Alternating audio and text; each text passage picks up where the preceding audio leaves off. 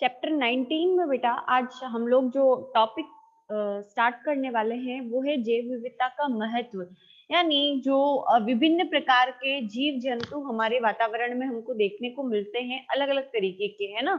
अलग अलग तरीके के प्लांट्स जो हैं वो मिलते हैं, तो उनके महत्व क्या क्या है, उनकी इम्पोर्टेंस क्या क्या है ना। तो उसके बारे में हम लोगों को क्या करना है, पढ़ना है। तो कौन-कौन से महत्व है? पहला है आर्थिक महत्व, दूसरा औषधीय महत्व, तीसरा पर्यावरणीय महत्व। पर्यावरणीय महत्व में फिर से 3 है, खाद्य श्रृंखला का संरक्षण, पोषक चक्र नियंत्रण और पर्यावरण प्रदूषण निस्तारण। और चौथा आता है सामाजिक, सांस्कृतिक, आर्थिक महत्व। मतलब यही वो क्षेत्र हैं जिनमें जैव विविधता का महत्व है। मतलब अलग-अलग तरीके के प्लांट्स जो आते हैं, उनकी अलग-अलग इम्पोर्टेंस है। आगे बात समझ में, सबसे पहले आता है आर्थिक महत्व की बात करते हैं हम। आर्थिक महत्व से क्या मतलब समझते हो? पौधे जो आप देखते हो अलग-अलग तरीके से, है ना? उससे हमें क्या-क्या चीज़ें मिलती है? सब्जियाँ मिलती है ना? फल मिलते हैं, अनाज मिलते हैं। आ रही है बात समझ में? और क्या-क्या चीज़ें मिलती है? इमारती लकड़ियाँ मिलती है। ये सब मिलता है कि नहीं मिलता? तो जो अलग-अलग प्लांट्स हैं, उनसे हमें अलग-अलग जो प्रोडक्ट्स हैं, वो क्या होते हैं, प्राप्त होते हैं। तो जब भी आपको पूछा जाता है, सीधा क्वेश्चन आ जाता है। इसमें से क्वेश्चन आएगा बेटा और बड़ा आएगा और वो पूछेगा कि जैव विविधता का आर्थिक महत्व बताइए, है ना? तो आप यही लिखोगे कि जो प्लांट्स होते हैं, उनसे हमें क्या होता है, भोजन मिलता है। भोजन के लिए जो आवश्यक अनाज होते हैं, ईंधन होती है, चारा होता है, इमारती लकड़ी होती है, औद्योगिक कच्चा माल है, ये सब हमें क्या होता है, प्राप्त होता है। फिर है बढ़ती जनसंख्या की आवश्यकताओं की पूर्ति के लिए जैव विविधता का उपयोग कृषि पैदावार बढ़ाने के साथ-साथ रोग प्रतिरोधी या कीट-रोधी फसलों की किस्म का विकास के लिए किया जा रहा है। यानी हमारी क्या हो रही है, जनसंख्या क्या है, बढ़ती जा रही है ना?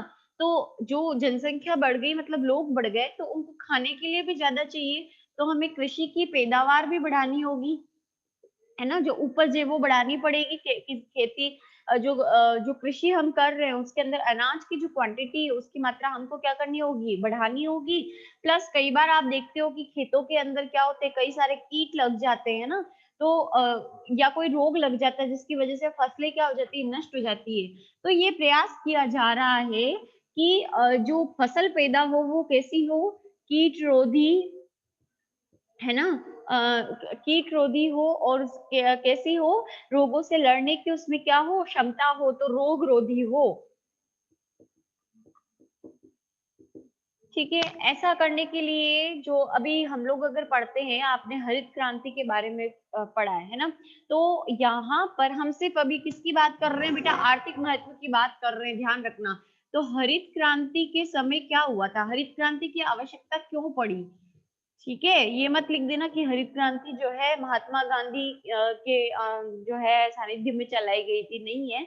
हुआ क्या था कि जब हमारा देश आज़ाद हुआ था, तो हमारी जितनी भी उपज होती थी, उसको क्या करते थे, जो अंग्रेज लोग थे वो जो है दास प्रथा थी, तो जितने भी अंग्रेज जो फसलें होती थी, है ना, किसानों की, वो जितना भी प्रोडक्टिविटी होती थी, वो सब कर के रूप में वसूल कर और क्या करते थे, इंग्लैंड ले जाते थे। यही करते थे, है ना? अपने देश में ले जाते थे। तो हमारे यहाँ पर क्या हो गई, अनाज की क्या हो गई, कमी हो गई, फिर उन्होंने नील की खेती करवाना शुरू किया और वो खेती करवाते थे जिसको वो क्या कर सके, यहाँ से ले जाकर वहाँ जो है अदर कंट्रीज़ को हायर रेट के अंदर क्या कर सके, बेच सके। तो देश जब आज़ाद हुआ उस समय जो है जितनी जनसंख्या थी उसके अकॉर्डिंग अनाज की क्या थी, कमी थी, है ना? अब जो फसल पैदा भी होती थी, जो फसल पैदा होती थी गेहूँ की या हम बोलेंगे धान की, धान क्या होता है बेटा? जो भूसी युक्त चावल होता है ना, उसको धान कहते हैं ना। तो जो फसल है उसके अंदर ये था कि प्लांट लंबा तो बहुत होता था, लेकिन उसके ऊपर जो जितना अनाज हमको मिलता था वो कम होता था। आ गई बात समझ में? तो क्या किया हरित क्रांति के अंदर, हरित क्रांति जो है जापान जो है वहाँ से एक धान की किस्म मंगाई गई जिसका नाम था नारीन 10। क्या मंगाई गई जापान से? नारीन 10 नामक जो है धान की फसल को क्या किया गया? मंगवाया गया और फिर इंडिया में लाकर इसको क्या किया गया? लगाया गया। नारीन 10 की विशेषता ये थी कि इसकी साइज़ क्या थी? छोटी थी। लेकिन इससे उपज क्या होती थी, ज्यादा होती थी, मतलब धान ज्यादा पैदा होता था। ठीक है, तो ये किस लिए संभव हो पाया कि यहाँ हमारे इंडिया के क्लाइमेट में जो धान की फसल हो रही थी वो अलग थी, और जापान में जो विकसित हो रही थी वो क्या थी, अलग थी।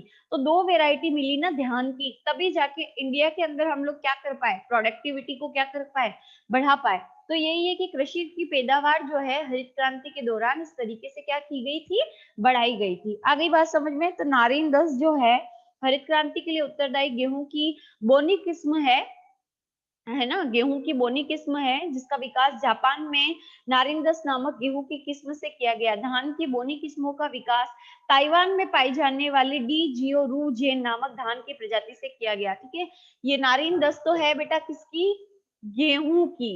आ गई बात समझ में। और धान की जो फसल मंगाई गई, धान क्या चीज होता है, भूसी युक्त चावल। तो गेहूं की तो मंगवाई गई जापान से जिसका नाम था नारिंदस, और जो धान की फसल थी वो ताइवान से मंगवाई गई जिसका नाम था डी जियो रूजेन।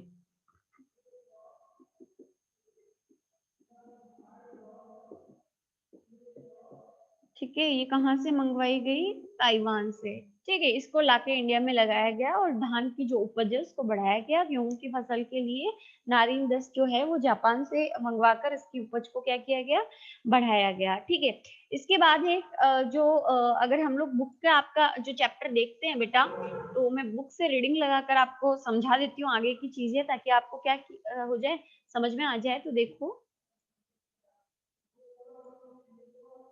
ये देखो, जैव विविधता का महत्व में सबसे पहला महत्व हमारा है कौन सा, आर्थिक महत्व। तो आर्थिक महत्व जैव विविधता में प्रत्यक्ष रूप से भोजन, ईंधन, चारा, इमारती लकड़ी, औद्योगिक कच्चा माल उपलब्ध कराती है। जैव विविधता के कारण ही हमें विविधतापूर्ण भोजन, धान, अनाज व फल सब्जियां क्या होती है, प्राप्त होती है। बढ़ती जनसंख्या की आवश्यकताओं की पूर्ति के लिए जैव विविधता का उपयोग कृषि पैदावार बढ़ाने के साथ साथ रोग रोधी और कीट रोधी फसलों की किस्मों के विकास के लिए क्या किया जा रहा है, किया जा रहा है। हरित क्रांति के लिए उत्तरदायी गेहूं की बोनी किस्म का जो विकास है वो जापान में की जाने वाली किससे हुआ था, नारिंदस नामक गेहूं की किस्म से हुआ था। और धान की बोनी किस्मों का विकास ताइवान में पाई जाने वाली डी जियो रू जेन नामक धान की प्रजाति से क्या किया गया था, किया गया था। ये दोनों ही इंपॉर्टेंट है कि धान की फसल कहाँ से लाई गई और जापान की कौन सी फसल से है ना गेहूं की जो है किस्म को, पैदावार को बढ़ाया गया।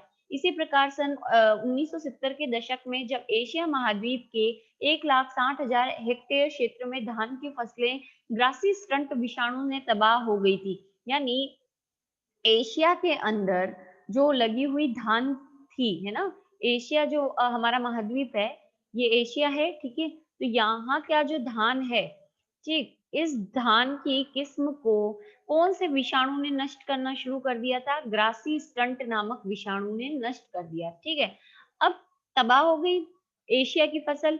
लेकिन पूर्वी उत्तर प्रदेश में, हमारा उत्तर प्रदेश जो है उसके पूर्वी उत्तर प्रदेश में 1963 में संग्रहित की गई जंगली धान की प्रजाति ओराइजा निवेरा से उक्त रोग के प्रति प्रतिरोधक क्षमता का क्या कर लिया गया, विकास कर लिया। मतलब ओराइजा निवेरा जो है ये कहाँ विकसित होता है, पूर्वी उत्तर प्रदेश में। ठीक है, अब इस ओराइजा निवेरा के अंदर ये क्षमता है कि ये ग्रासी स्टंट विषाणु को क्या कर दे, खत्म कर दे।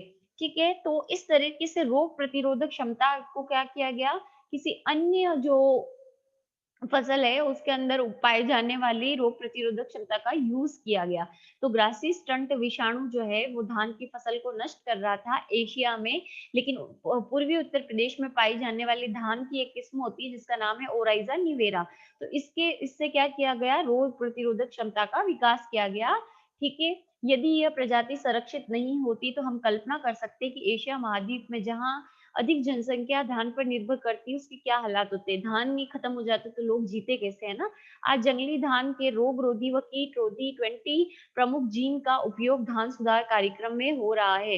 मतलब प्रमुख धान सुधारक जो जीन है 20 तरीके के, उनका प्रयोग किया जा रहा है। विभिन्न फसलों की पैदावार विभिन्न मौसम के अनुकूल होने के कारण ये प्रजातियां कई रोगों से बचे रहने में क्या होती है, सक्षम होती है। इस प्रकार अनाज आदि की जैव विविधता खाद्य सुरक्षा के लिए क्या करती है, वरदान का कार्य करती है। आज जंगली धान के रोग रोधी और कीट रोधी 20 प्रमुख जीन का उपयोग धान का जो सुधारक कार्यक्रम है उनके अंदर क्या किया जा रहा है, किया जा रखा है। तो क्वेश्चन आता है 1 नंबर का कि कितने जो है जिनका प्रयोग किया जा रहा है ना?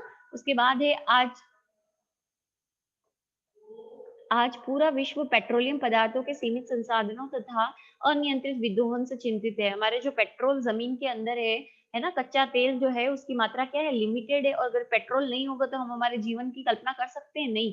क्यों? क्योंकि हमारे लिए जो विभिन्न प्रोडक्ट लाने वाली जो गाड़ियां हैं वो भी किससे चलती है, पेट्रोल से चलती है, डीजल से चलती है ना। तो इसीलिए हम लोग चिंतित है कि ऐसे यूज होता रहा तो एक टाइम पे क्या हो जाएगा, खत्म हो जाएगा। ऐसे में जेट्रोपा व करण जैसे पौधों से नई आशा की किरण जगाई, क्योंकि इन पौधों के बीजों से जैव ईंधन क्या किया जा रहा है, बनाया जा रहा है। इन्हें बायोडीजल वृक्ष भी कहा जाता है। ये इंपॉर्टेंट है, ध्यान रखना कि बायोडीजल वृक्ष कौन से हैं, तो जेट्रोपा और करंज है। इनके बीज से जो है क्या किया जा रहा है, तेल निकाला जा रहा है। इस तेल को हम गाड़ी में डालते हैं तो क्या होती है, गाड़ी चलती है ना। तो ये बायोडीजल वृक्ष कहे जाते हैं। ये हो गया आर्थिक महत्व, ठीक है। उसके बाद आता है दूसरा औषधीय महत्व। प्राचीन काल से ही जड़ी बूटियों का उपयोग अनेक प्रकार की बीमारियों के इलाज में किया जाता है। एक अनुमान के अनुसार आज लगभग 70% उपलब्ध औषधियों को वनस्पतियों से क्या किया जाता है, प्राप्त किया जाता है। पृथ्वी पर समय समय पर कई असाध्य बीमारियां आई हैं जिनके इलाज जैव विविधता में ही क्या किया गया है, तलाशा गया है। जैसे मलेरिया जड़ का इलाज किससे किया जाता है, सिंकोना नामक पादप की छाल से। इसी प्रकार सदाबहार विनक्रिस्टिन तथा विनब्लास्टिन पौधे का उपयोग जो रक्त का कैंसर होता है जिसे ल्यूकेमिया कहते हैं उसके इलाज में किया जाता है। तो ये 1-1 नंबर के क्वेश्चन है कि कौन से पादप की छाल से मलेरिया का इलाज होता है, तो सिंकोना से। सदाबहार विनक्रिस्टिन और विनब्लास्टिन का उपयोग कैंसर, रक्त कैंसर के लिए। टेक्सास बकाटा नामक वृक्ष की छाल का उपयोग कैंसर के इलाज में तथा सर्पगंधा का उपयोग उच्च रक्तचाप के इलाज में क्या है, किया जाता है।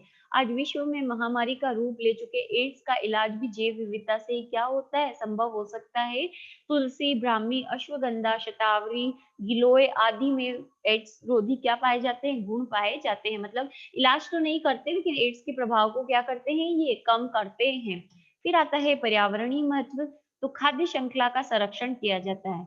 हम जानते हैं कि खाद्य श्रृंखला में एक जाति दूसरी जाति का क्या करती है, भक्षण करती है। अर्थात प्रत्येक जाति किसी दूसरी जाति दूसरी जाति पर निर्भर करती है। अतः किसी भी एक प्रजाति के विलुप्त होने से पूरी खाद्य श्रृंखला खत्म होने का खतरा है। किंतु जैव विविधता समृद्ध हो तो इसे विभिन्न खाद्य श्रृंखलाएं जो है खाद्य जाल बना लेती है। देखो इसको मैं आपको बोर्ड पे समझाती हूँ बेटा, इससे समझ में नहीं आएगा। पर्यावरणीय महत्व में देखो क्या होता है। सबसे पहला आता है पर्यावरणीय मंत्र में खाद्य श्रृंखला। खाद्य श्रृंखला संरक्षण। खाद्य श्रृंखला क्या चीज होती है,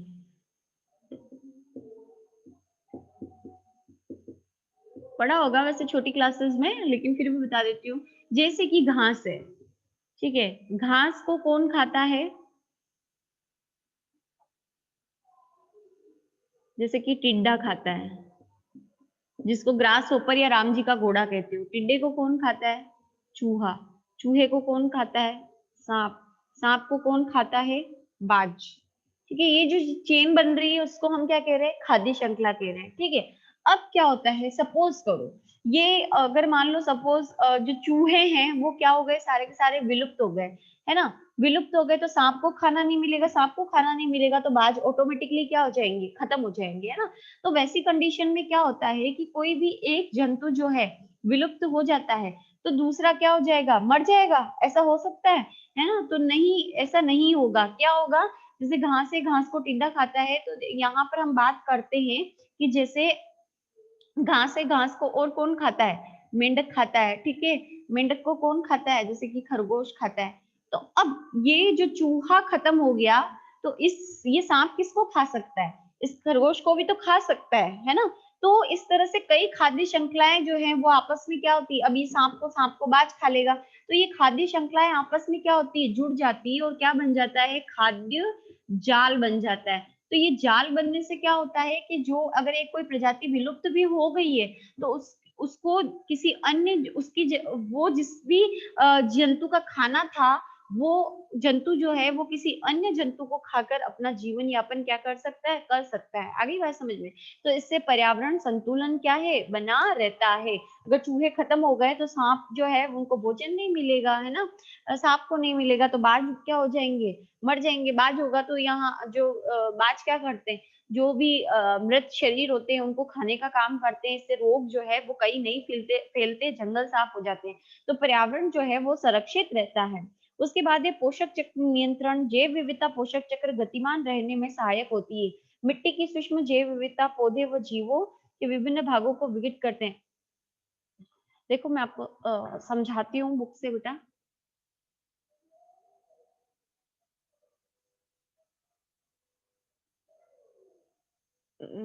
ये देखो, ये हम लोगों ने पढ़ लिया है, खाद्य जाल बन जाता है ना, तो बना रहता है। फिर है पोषक चक्र नियंत्रण। पोषक चक्र नियंत्रण क्या चीज है?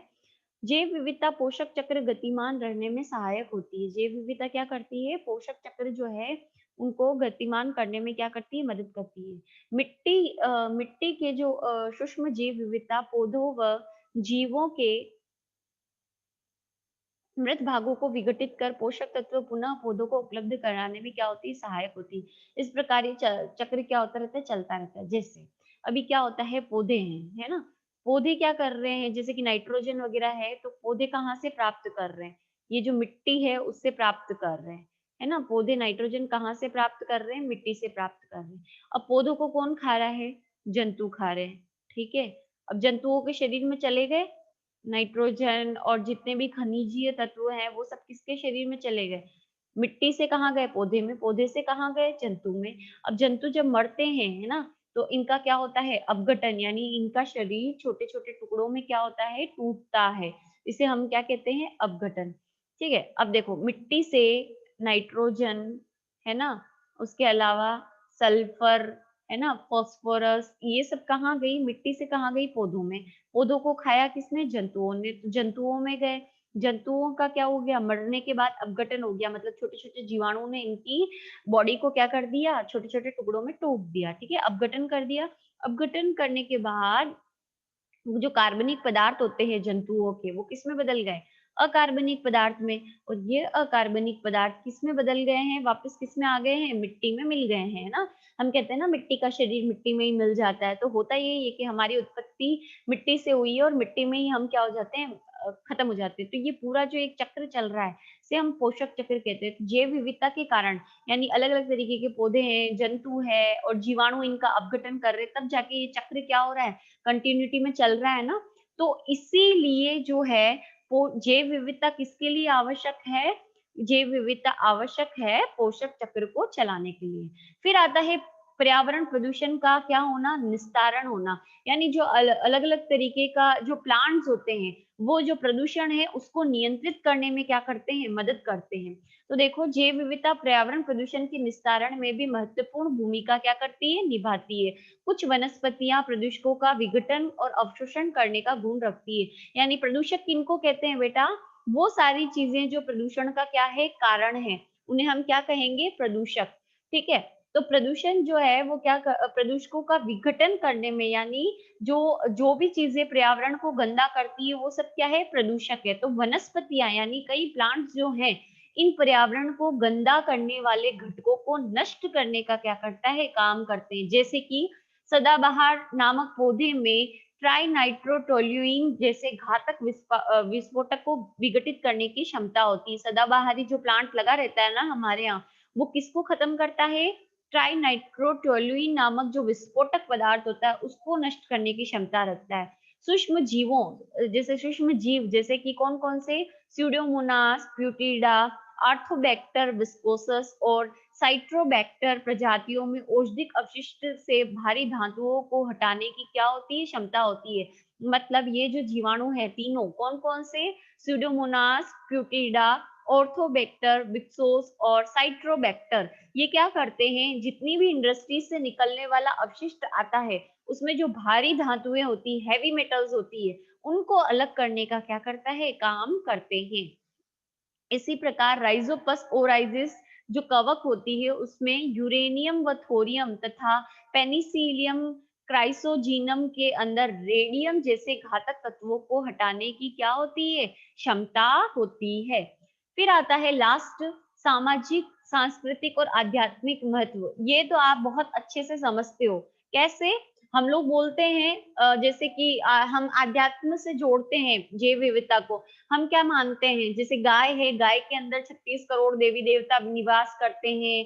लेडीज जो है वो क्या करती है, शीतला सप्तमी में पीपल की पूजा करती है, आंवले की पूजा करती है, गुरुवार को मम्मी केले की भी पूजा करती है, घर में केला लगाती है, तुलसी विवाह किया जाता है ना, तुलसी की पूजा की जाती है। तो अलग अलग त्योहारों में अलग अलग पौधों के महत्व है कि नहीं। उसी तरह से हम मानते हैं जो चूहा है वो किसका वाहन है, गणेश जी का वाहन है। मोर जो है वो कार्तिकेय का है ना। जो उल्लू है वो लक्ष्मी जी का है। तो इस प्रकार हम अलग अलग जो जानवर हैं उनको भी क्या करते हैं, हमारी जो संस्कृति है उन उसमें इनका क्या है, जुड़ाव है, उन जानवरों की क्या करते हैं, पूजा करते हैं। करते कि नहीं करते? करते हैं ना। तो मानव संस्कृति तथा पर्यावरण का विकास साथ हुआ है। आज की आधुनिक व उपभोक्तावादी प्रवृत्ति से पूर्व मानव व प्रकृति में एक सामंजस्य था। आज भी कुछ आदिवासी समाज ऐसे हैं जो अपनी आवश्यकताओं की पूर्ति के लिए पूर्ण रूप से किस पर निर्भर करते हैं, प्रकृति पर निर्भर है। कुछ वनस्पतियां जैसे पीपल, बरगद, आम, तुलसी, आंवला, केला आदि का आज भी हमारी संस्कृति में विशेष स्थान है तथा कुछ त्योहारों पर हम इनकी पूजा करते हैं। इसी प्रकार कुछ जंतु जैसे गाय, मोर, हंस, चूहा, हाथी आदि का भी हमारी संस्कृति में विशेष स्थान है। हमारे देश में आज भी ऐसे वन क्षेत्र हैं जिन्हें देव वन कहा जाता है। क्या कहा जाता है? कि यहाँ पर भगवान निवास करते हैं और लोग उनकी क्या करते हैं, सुरक्षा करते हैं। विश्व स्तर पर जैव विविधता की इस आर्थिक, पर्यावरणीय, सामाजिक व सांस्कृतिक महत्व को देखते हुए वेरी इंपॉर्टेंट, संयुक्त राष्ट्र संघ द्वारा 2002 को अंतरराष्ट्रीय जैव विविधता वर्ष के 2010 को सॉरी वर्ष 2010 को अंतरराष्ट्रीय जैव विविधता वर्ष के रूप में मनाया गया ताकि विश्व समुदाय जैव विविधता के महत्व को क्या कर सके, समझ सके। यानी पौधे और जंतु हमारे लिए बहुत अत्यधिक महत्वपूर्ण है। इसीलिए जो यूएनओ है हमारा, यूएनओ की फुल फॉर्म क्या है बेटा, संयुक्त राष्ट्र संघ, उसने सन 2010 को किस में मनाया, किस वर्ष के रूप में मनाया, अंतरराष्ट्रीय जैव विविधता वर्ष के रूप में, अंतरराष्ट्रीय जैव विविधता वर्ष के रूप में मनाया ताकि संपूर्ण विश्व को जैव विविधता के महत्व के बारे में अवगत कराया जा सके। वास्तव में जैव विविधता प्रकृति का अनुपम उपहार है जो पृथ्वी पर जीवन को बनाए रखने में महत्वपूर्ण भूमिका निभाती है। अतः हम सभी का कर्तव्य है कि हम क्या करें, जैव विविधता का संरक्षण करें ताकि धरती पर जीवन अपने विभिन्न रूपों में सदा क्या रहे, मुस्कुराता रहे। अब आता है जैव विविधता का संकट। जैव विविधता निरंतर क्या होती जा रही है, यानी आप लोगों ने देखा है कि कई प्रजातियां जो है वो विलुप्त हो रही है ना। तो विलुप्त क्यों हो रही है, वो हम लोग पढ़ेंगे, क्या क्या कारण है विलुप्त होने के। तो जैव विविधता पर संकट, प्रकृति में वनस्पति एवं जंतु प्रजातियों का विलुप्त होना, नई प्रजातियों का पैदा होना एक प्राकृतिक घटना है।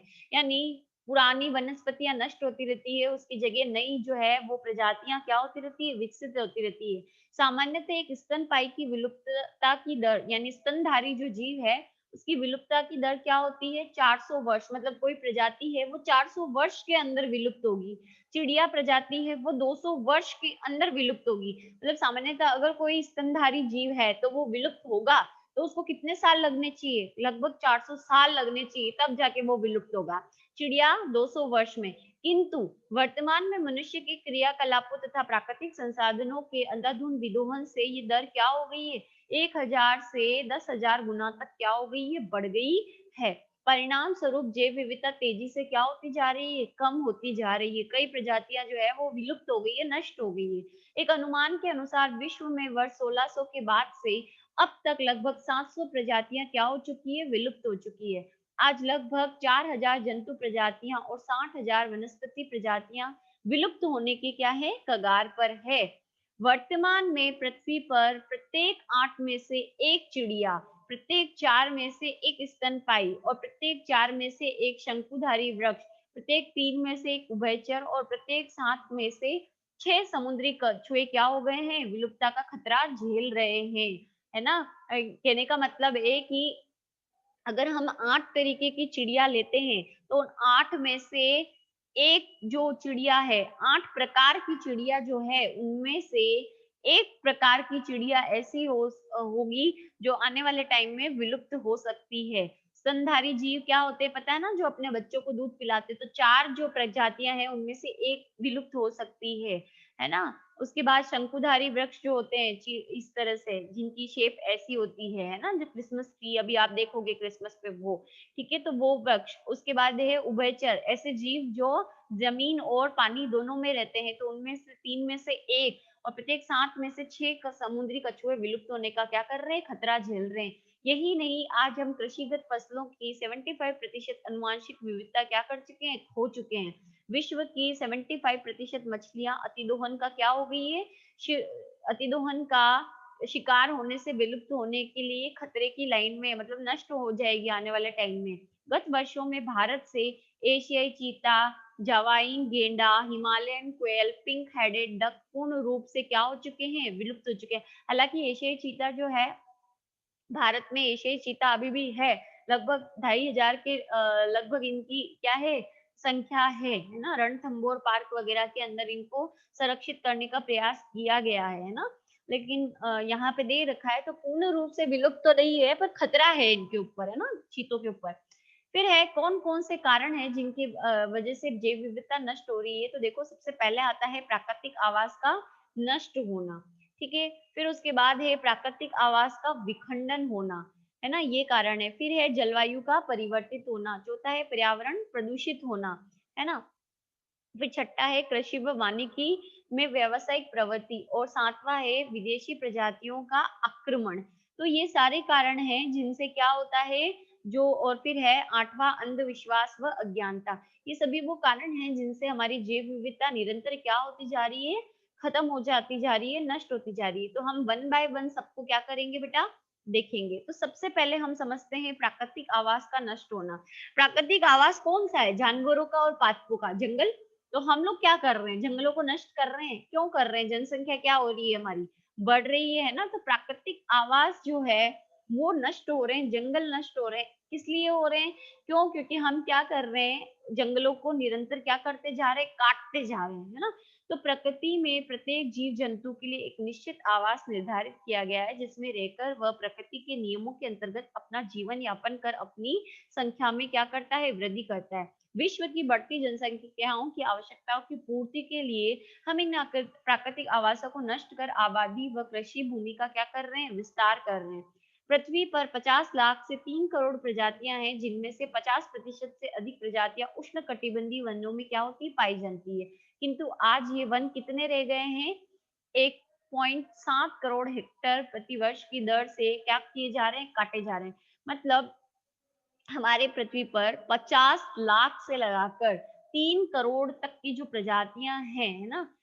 इतनी मानी जा रही है, ठीक? तो इनमें जो है 50% इनकी कहाँ मिल रही है? उष्णकटिबंधीय वनों में मिल रही है। यानी ये जो इतने तरीके के जो जीव हैं, वो उनका 50% कहाँ है? उष्णकटिबंधीय वनों में। और हम इन वनों को क्या कर रहे हैं? काटते हैं कंटिन्यू। तो अगर वन कट रहे हैं तो इन जीवों का क्या हो रहा है? जो निवास है वो भी तो नष्ट हो रहा है। तो ऑटोमेटिकली आपको घर से बाहर निकाल के पटक दो, रहने के लिए जगह मत दो, ज्यादा दिन जियोगे क्या? नहीं जी पाओगे। तो ये जीव भी क्या है? नहीं जी पाते ज्यादा दिन तक। यदि इसी दर से उष्णकटिबंधीय वनों की कटाई होती रही तो एक वैज्ञानिक अनुमान के अनुसार आगामी 30 वर्षों में वनों की 5 से 10% वनस्पति व जंतु प्रजातियां क्या हो जाएगी? विलुप्त हो जाएगी। यूरोप में वनों की कटाई से 60 वर्षों में कवक की 50% प्रजातियां क्या हो चुकी है? नष्ट हो चुकी है। इसी प्रकार शीतोष्ण कटिबंधीय वर्षा वन लगभग 1 करोड़ हेक्टेयर प्रति वर्ष की दर से भी क्या हो रहे हैं? नष्ट हो रहे हैं। यानी सिर्फ उष्ण ही नहीं, शीतोष्ण कटिबंध में जो वर्षा वन आते हैं, उनको भी क्या किया जा रहा है? नष्ट किया जा रहा है। तो इससे क्या हो जाएगा? यहाँ रहने वाली सारी प्रजातियां क्या हो जाएगी? विलुप्त हो जाएगी। फिर आता है, ये तो था प्राकृतिक आवास का नष्ट होना। अब आता है प्राकृतिक आवास का विखंडन होना। क्या किया? जैसे ये जंगल है ना? अब जंगल है, जंगल के बीच में हमने क्या कर दी? रेलवे लाइन निकाल दी। बेचारा ये हाथी है, ये इधर से इधर जा रहा था, ऊपर ट्रेन आ गई, घूम गई तो ये मर जाएगा। तो ये जो हम क्या करते हैं, जंगलों में से रोड निकालते हैं, या हम जो लाइट जो यानी हम लोग पाइपलाइन बिछाते हैं, है ना? लाइट की लाइंस जो है वो डालते हैं, बिजली लाइंस डालते हैं, सड़क का निर्माण करते हैं, ये सब करना क्या कहलाता है? प्राकृतिक आवास का क्या कहलाता है? विखंडन कहलाता है। वन्य प्राणियों के प्राकृतिक आवास जो पहले विशेष क्षेत्र में अविभक्त रूप से फैले थे, अब सड़क मार्ग, रेल मार्ग, गैस पाइपलाइन, नहर, विद्युत लाइन, बांध, खेत आदि के निर्माण से क्या हो गए हैं? विखंडित हो गए हैं, जिससे वन्य जीवों के प्राकृतिक क्रियाकलाप प्रभावित होते हैं। अब जैसे कि सपोज करो यहाँ पर हमने क्या कर दिया, अ, ट्रेन जो है वो रेलवे लाइन बिछा दी इस जंगल में, है ना? अब ट्रेन की आवाज़ आएगी तो ट्रेन की आवाज़ से जानवर, जंगल के जानवर जो हैं वो थोड़ी इतना फ़ैमिलियर है नहीं है ना, हैबिचुअल नहीं है उस आवाज़ के, तो वो डर जाते हैं ना। तो जो डरा हुआ इंसान है वो नॉर्मल ज़िंदगी जी सकता है क्या? नहीं। तो सेम जानवर भी क्या है, उनके क्रियाकलाप इससे क्या होते हैं? प्रभावित होते हैं। वे अपने को इन गतिविधियों से कैसा महसूस करते हैं? असुरक्षित महसूस करते हैं। उनको लगता है कि कोई ना कोई हम पे क्या करने वाला है, अटैक करने वाला है। अनेक वन्य प्राणी वाहनों की चपेट में क्या करते हैं, आ जाते हैं। मानव बस्ती में आने से लोगों द्वारा मार दिए जाते हैं। दुधवा राष्ट्रीय उद्यान से गुजरने वाले रेलवे लाइन प्रतिवर्ष आधा दर्जन बाघ व छोटे जीव क्या करते हैं, दुर्घटनाग्रस्त होते हैं। फिर है जलवायु परिवर्तन, जो है जैव विविधता के नष्ट होने का कारण। मानव गतिविधियों से आज पृथ्वी पर ग्रीन हाउस गैसों की काफी मात्रा क्या हो गई है, बढ़ गई है। कौन कौन सी है? CO2, फिर मेथेन, CH4, है ना, अमोनिया, NH3, ये सब क्या है? ग्रीन हाउस गैसेस हैं। इस कारण पृथ्वी का तापमान निरंतर क्या हो रहा है? बढ़ रहा है। क्यों बढ़ रहा है?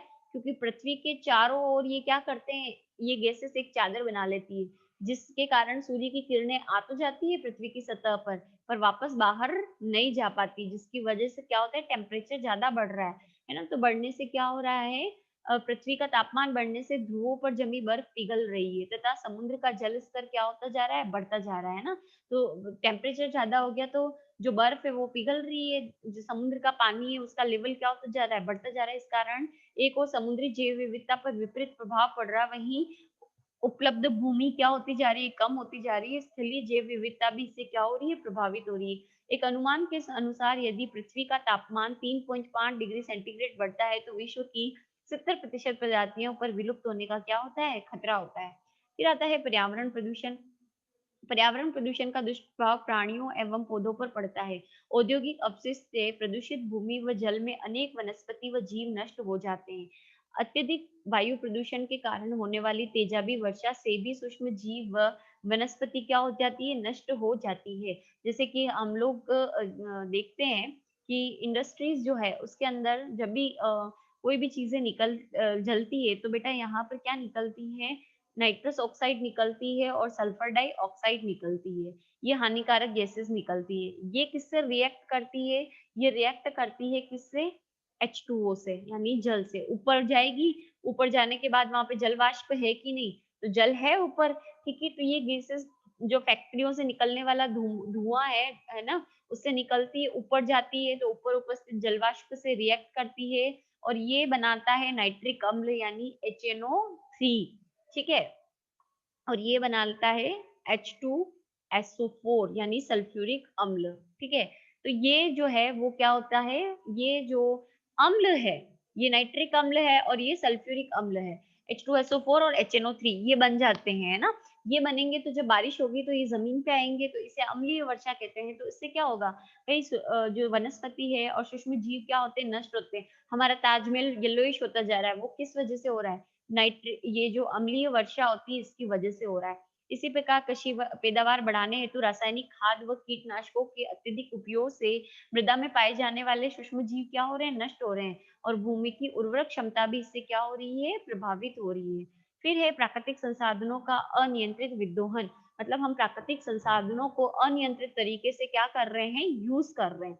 स्थानीय आवश्यकताओं के लिए प्राकृतिक संसाधनों का उपयोग किसी भी प्रकार से हानिकारक नहीं है, किंतु मनुष्य ने व्यावसायिक लाभ के लिए, जैसे अब मेरी आवश्यकता की पूर्ति मुझे करनी वो तो ठीक है, लेकिन मैं चीजों को क्या करूं? ये चाहूँ कि मेरा उपयोग हो जाए, उसके बाद मैं उसको बेचूं ताकि मुझे क्या मिले? लाभ मिले, तो यही है व्यावसायिक लाभ। तो व्यावसायिक लाभ के लिए पेड़ पौधे जीव जंतुओं का अत्यधिक व अनियंत्रित क्या किया जा रहा है, दोहन किया जा रहा है, जिस कारण कई प्रजातियों का अस्तित्व क्या हो गया है, खतरे में पड़ गया है। उदाहरण दे रखा है, ये उदाहरण आपको पूछा भी जा सकता है कि यूरोप एवं उत्तरी अमेरिका में मेंढक की टांगों का उपयोग किसमें किया जाता था, खाने में स्वाद बढ़ाने के लिए होता था। भारत समेत कई एशियाई देश मेंढक की टांगों का निर्यात करते हैं, यानी बेचते हैं। यानी यूरोप और उत्तरी अमेरिका के लोग क्या करते हैं, मेंढक की टांगों का उपयोग करते हैं ताकि खाने का स्वाद क्या हो जाए, बढ़ जाए, है ना? टेस्ट बढ़ जाता है खाने का। तो भारत में मेंढक पाए जाते हैं, तो भारत समेत कई एशिया के जो देश थे, वो मेंढक की टांगों को बेचने लग गए, है ना? वर्ष 1983 में भारत ने 3,650 मैट्रिक टन मेंढक की टांगों को क्या किया, बेचा। कहाँ पर? यूरोप और उत्तरी अमेरिका। जिसके फलस्वरूप यानी अब मेंढक को मार-मार के बेच रहे हैं, तो मेंढक की संख्या क्या होती जाएगी, घटेगी कि बढ़ेगी? घटेगी ना। तो इसके फलस्वरूप जंगलों में मेंढक की संख्या कम होती गई तथा ऐसे कीट जिन्हें मेंढक खाते थे उनकी संख्या क्या हो गई, बढ़ गई। इस स्थिति की गंभीरता को देखते हुए 1 अप्रैल 1987 में भारत सरकार ने मेंढक के व्यवसाय पर क्या लगा दिया, प्रतिबंध लगा दिया। फिर एक कृषि व वानिकी में व्यावसायिक प्रवृत्ति। हरित क्रांति से पूर्व किसान अपने खेतों में विभिन्न किस्मों के अनाज, फल, सब्जी आदि उगाते थे तथा विभिन्न नस्लों के मवेशी क्या करते थे, रखते थे। किंतु कम समय में अधिक उत्पादन करने के लालच में आज किसान उन्नत बीज कुछ प्रजातियों को ही उगाते हैं। अब जैसे क्या होता है, जैसे पहले तो क्या करते थे, सारे किसान जो है अलग-अलग तरीके के प्लांट्स वगैरह लगाते थे। लेकिन अब आप सोचो कि क्या होता है, अफ़ीम, अफ़ीम कैसी है, महँगी बिकती है, तो किसान किसको उगाएँगे? सिर्फ अफीम को उगाएँगे, क्यों? क्योंकि बेचेंगे तो मुनाफ़ा ज़्यादा मिलेगा। तो उन्नत बीजों की कुछ प्रजातियों को ही क्या करते हैं, लगाते हैं। इससे क्या हो गया, दूसरी फसलें जिनको उगाया नहीं जा रहा, धीरे-धीरे उनकी प्रजातियाँ क्या होती जाती है, विलुप्त होती जाती है। अधिक उत्पादन देने वाले मवेशी की संकर नस्लों को ही रखा जाता है, जिससे आनुवांशिक जैव विविधता तेज़ी से क्या हो रही है, नष्ट हो रही है। अब जैसे आप क्या करोगे, आपके पास 3 गाय हैं, है ना? अब इसमें से ये वाली जो गाय की वैरायटी है, अमेरिकन गाय है और ये दूध क्या करती है, ज़्यादा देती है। तो अब क्या होगा, आप नेक्स्ट जो गाय लेके आओगे वो फिर से कौन-सी लाओगे? अमेरिकन, ठीक है? फिर लाओगे अमेरिकन, ठीक है? तो इससे ये जो 2 वैराइटीज़ है, ये धीरे-धीरे क्या हो जाएगी, विलुप्त हो जाती है। तो यही चीज़ें की जा रही है कि जो उन्नत किस्में हैं, उनका क्या किया जा रहा है, प्रयोग किया जा रहा है, जिससे जो अन्य प्रजातियाँ हैं, वो धीरे-धीरे क्या होती जा रही है, नष्ट होती जा रही है। इंडोनेशिया में गत 15 वर्षों में 80% किसान अधिक उत्पादन देने वाली चावल की कुछ संकर किस्में उगा रहे हैं, जिससे वहाँ चावल की लगभग 1500 स्थानीय किस्में क्या हो गई, ये विलुप्त हो गई, है ना? तो वो क्या कर रहे हैं, 15 वर्ष से 80% जो है अधिक उत्पादन देने वाली जो है चावल की किस्में उगा रहे हैं, जिससे 1500 जो वहाँ की लोकल, इंडोनेशिया की जो लोकल चावल की किस्में थी वो विलुप्त हो गई है। क्यों? क्योंकि सिर्फ़ वो किसको उगा रहे हैं? उन्नत किस्मों को उगा रहे हैं, मतलब जहाँ से पैदावार अधिक होती है ना चावल की, उन्हीं को उगा रहे हैं। तो 1500 तरीके के जो चावल थे वो विलुप्त हो गए इंडोनेशिया में। यह भविष्य के लिए एक बहुत बड़ा खतरा है, क्योंकि कभी महामारी फैली तो ये फसलें एक साथ नष्ट हो जाएगी तथा भूखे मरने की क्या आ जाएगी, नौबत आ जाएगी। इसी प्रकार पेपर, माचिस, प्लाईवुड, औद्योगिक कच्चे माल के लिए आज प्राकृतिक वनों को नष्ट कर एक ही प्रजाति के वन उगाए जा रहे हैं। जैसे कि सपोज़ करो सिर्फ़ किसकी फसलें उगाई जाए, केले की फसलें उगाई जाए, है ना? और किसी की उगाए नहीं जाए, तो इसे क्या बोलेंगे, जो है एक ही प्रजाति यानी मोनोकल्चर कहेंगे। इससे जैव विविधता में क्या आ रही है, कमी आ रही है। फिर आ रहा है विदेशी प्रजातियों का आक्रमण। वांछित या अवांछित रूप से कई बार विदेशी प्रजातियों के आने से स्थानीय प्रजातियों का अस्तित्व क्या हो गया है, खतरे में पड़ गया है तथा ये पूरे पारिस्थितिक तंत्र में क्या कर देता है, असंतुलन पैदा कर देता है। कुछ पादप प्रजातियों को सौंदर्यीकरण के लिए आयात किया गया, जैसे लेंटाना व जलकुंभी। भारत में लाया गया विदेश से 2 प्रजातियों का, जिसका पहला नाम था लेंटाना का और दूसरा है जलकुंभी का, कि जलकुंभी को पानी में लगाएँगे तो जो अ, हमारा जो सरोवर है, जो तालाब है वो सुंदर दिखेगा, ऐसे करके, है ना? तो सौंदर्यीकरण के लिए लेके आए। लेंटाना को अंग्रेज 1807 में भारत लाए थे तथा कलकत्ता के बॉटनी गार्डन में क्या किया, इसको लगाया। किंतु ये धीरे-धीरे सारे उपमहाद्वीप में क्या हो गया, फैल गया। लेंटाना पादप को अंग्रेज 1807 में लेके आए और कहाँ लगाया?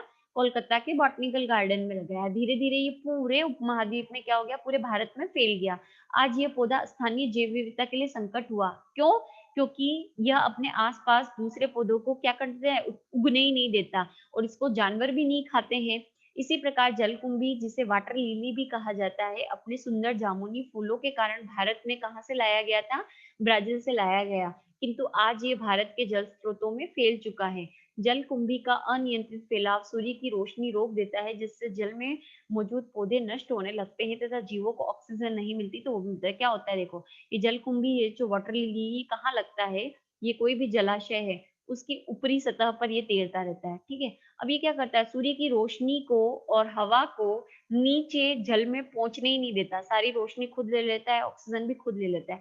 तो अंदर जो जल के अंदर उगने वाले जितने भी पौधे हैं और जो वनस्पति जो जीव-जंतु, वो क्या हो जाएँगे? नष्ट हो जाते हैं। तो इसीलिए जलकुंभी हमारे लिए क्या बन गई है? खतरा बन गई है। इसी प्रकार विदेशी प्रजाति अनायास ही आयातित खाद्यान्नों के साथ आ गई, जैसे कि गाजर घास, है ना? गेहूँ के साथ आ गई। पार्थेनियम कहते हैं इसको। तो गाजर घास है वो गेहूँ के साथ आ गई। सन 1950 में अमेरिका से आयात किए गए गेहूँ, 1950 में हमने अमेरिका से गेहूँ लाया था, उसके साथ ये क्या आ गई? गाजर घास आ गई।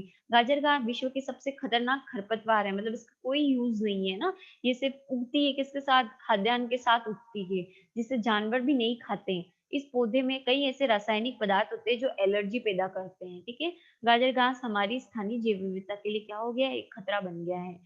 इसे एक और उदाहरण से समझते हैं। आज से लगभग 50 वर्ष पूर्व अंडमान निकोबार द्वीप समूह में कुछ हिरणों को छोड़ा गया, किंतु ये ध्यान नहीं रखा गया कि वहाँ इनका कोई प्राकृतिक भक्षक नहीं है। कुछ हिरण को अंडमान और निकोबार द्वीप समूह में कहीं और से लाकर छोड़ा गया और हमने ये नहीं सोचा कि इन हिरणों को खाने वाला वहाँ वहाँ पर कोई भी नहीं है। तो हिरण की संख्या धीरे-धीरे वहाँ पर क्या हो गई? बढ़ गई। इसका परिणाम ये हुआ कि हिरणों की संख्या तेज़ी से बढ़ती गई।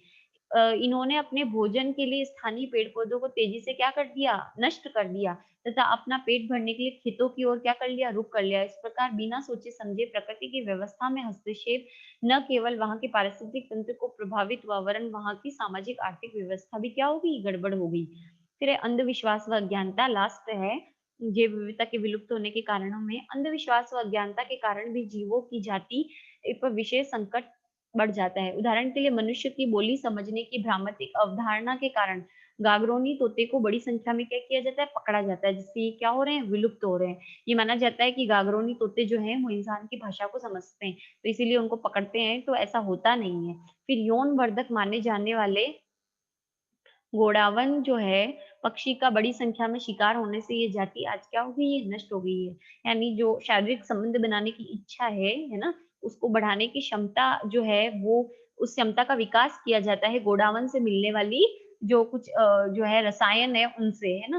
तो उस गोडावन को भी क्या किया जा रहा है? नष्ट किया जा रहा है। इसी प्रकार राजस्थान के ग्रामीण क्षेत्रों में ये भ्रामक धारणा है कि जो गोयरा होता है, उसकी साँस जहरीली होती है, इसलिए उसको क्या करते हैं? देखते ही मार देते हैं। लेकिन ऐसा नहीं होता। वायु के अंदर जो विष है वो नहीं छोड़ती है गोयरा, ठीक है? इसलिए ऐसा नहीं है कि आप गोयरा कहीं पे भी है तो वो बिना काटे आपको क्या करेगा?